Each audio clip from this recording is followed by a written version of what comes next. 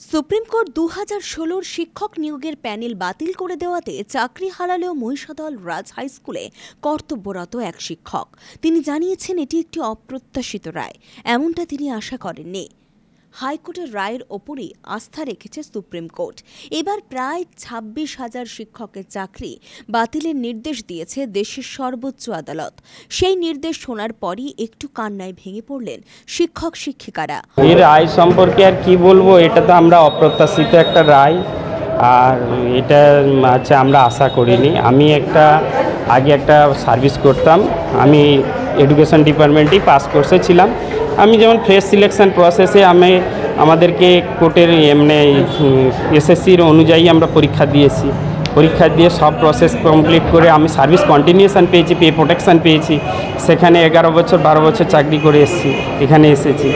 আবার এখন শোনা যাচ্ছে যে এখন প্যানেলটা ক্যান্সেল হয়েছে, কিন্তু আমাদের বলেছে যে আমাদের সেই চাকরি বহাল থাকবে। তো আমার কন্টিনিউশন আছে, সার্ভিস কন্টিনিউশন আছে। সেটা এবারে সরকার আবার সেটাতে কি দেখায় সেটার উপরে ডিপেন্ড করে। সরকারের উপরে আমরা আস্থা রাখছি, সরকার নিশ্চয়ই এটার একটা কিছু ওয়ে আউট বার করবে। হ্যাঁ, বোর্ড নিশ্চয়ই একটা ওয়ে আউট বার করবে। কয়েক বছর তো একটা স্কুলে শিক্ষকতা করলেন। আমি 12 বছর একটা স্কুলে সার্ভিস করে এখানে এসেছি। 2008-এর প্যানেলে ছিলাম আমি, সেখানে পাস কোর্সে ছিলাম। এখানে মাস্টার ডিগ্রি পেয়েছিলাম, ভ্যাকেন্ট খালি ছিল, তাই মাস্টার ডিগ্রিতে এসেছিলাম। এবং আমার মাস্টার ডিগ্রি স্কেলে পে প্রোটেকশন পেয়েছি, সেখানে 12 বছর আমি কন্টিনিউশন পেয়েছি। অন্যান্য দিনের মতো বৃহস্পতিবার সকালে স্কুলে এসেছিলেন তারা। আচমকায় আদালতের এমন রায় শুনে ক্লাসের মাঝেই কান্নায় ভেঙে পড়লেন তারা। এমন পরিস্থিতিতে হতাশ হয়ে পড়েছেন শিক্ষক শিক্ষিকারা। হ্যাঁ, সেটা তো সকলেই বলছে, শুনছেন যে কিছু সমস্যা ছিল। তো তার সত্ত্বেও তো সিবিআই আমাদের সর্বোচ্চকারী সংস্থা, যেটা দেশের সর্বোচ্চ তদন্তকারী সংস্থা, সে রিপোর্ট দিয়ে বলে দিয়েছে যে এরা খারাপ। তাদেরকে বাদ দিয়ে আমাদেরকে সকলকে রাখা উচিত ছিল, কিন্তু সেটা জাজমেন্টে যেটা প্রধান বিচারপতি যেটা করেছেন, বুঝেছেন, সেটার উপরে তো আমি বলতে পারি না কিছু। তো প্রধান বিচারপতি আরও ডিপলি ভাবা উচিত ছিল, যাতে আমাদের এটা ঠিকভাবে হতো। সকলেরই 6 বছর 7 বছর চাকরি হয়ে গেছে, বৃদ্ধ বাবা মা আছে, ফ্যামিলি আছে, সকলে একটা লাইফ সেটেলে বিরাজ করছি।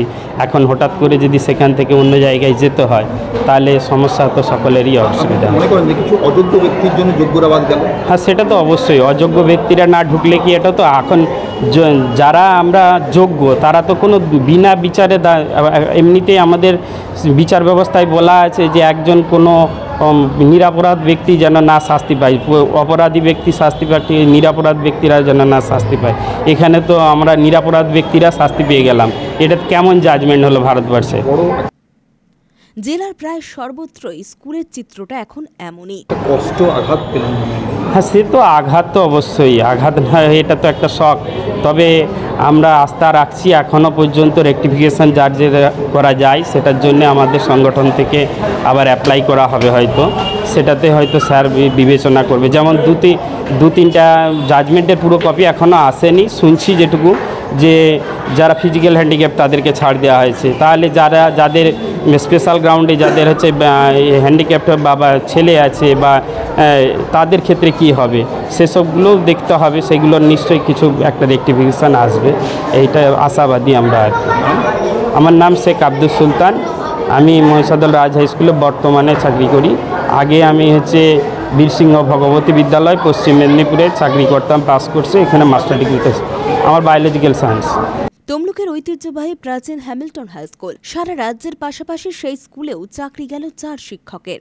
আর তাতেই মাথা খারাপের জোগাড় স্কুলের প্রধান শিক্ষকের। দীর্ঘদিন কোনো শিক্ষক নিয়োগ হয়নি, তারপরে ফের 4 শিক্ষক বাতিল হওয়ায় কিভাবে চলবে স্কুল, কিভাবে বা ছাত্ররাই পড়াশুনো করবে, সেই নিয়ে চিন্তায় স্কুলের প্রধান শিক্ষক মধুসূদন জানা। আমাদের এই 16 প্যানেলে থেকে যে সুপ্রিম কোর্ট রায় দিয়েছে, তার মধ্যে আমাদের 4 জন রয়েছেন। সেই 4 জনের আমরা অভাব অনুভব করব অবশ্যই, কারণ ওই 4 জনের ক্লাস প্রায় 100-র কাছাকাছি।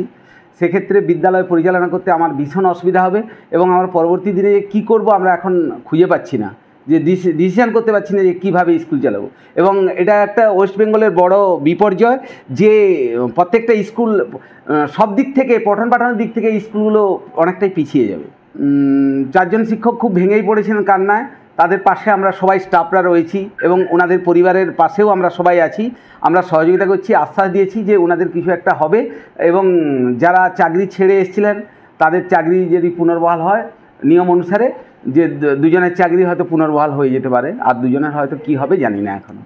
প্রতিটা স্কুলে বিভিন্ন রাজ্যের বিভিন্ন স্কুলে, আমাদের পাশাপাশি বিভিন্ন স্কুলে 2 জন 4 জন 3 জন এরকম করে রয়েছেন। আমাদের স্কুলেও আছে, আরও তমলুকের বহু স্কুলে রয়েছেন, যেগুলো সব স্কুলেই সমস্যার সম্মুখীন হয়েছে।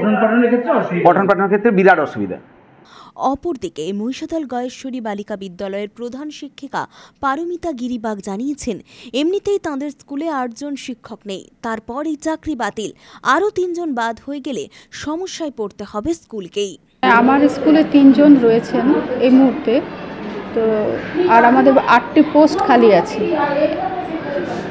তো এই মুহূর্তে তার মানে 8 + 3 11 জন টিচার নেই এবং আমাদের ছাত্রীর সংখ্যা প্রায় 2400। তো এই মুহূর্তে আমি কিভাবে স্কুল চালাবো জানি না। এই কারণে কি সরকার সিদ্ধান্ত নেন সেদিকে আমরা তাকিয়ে রইলাম, কারণ খাতা দেখা আছে, ক্লাস নেওয়া আছে, অনেক কিছু ব্যাপার আছে।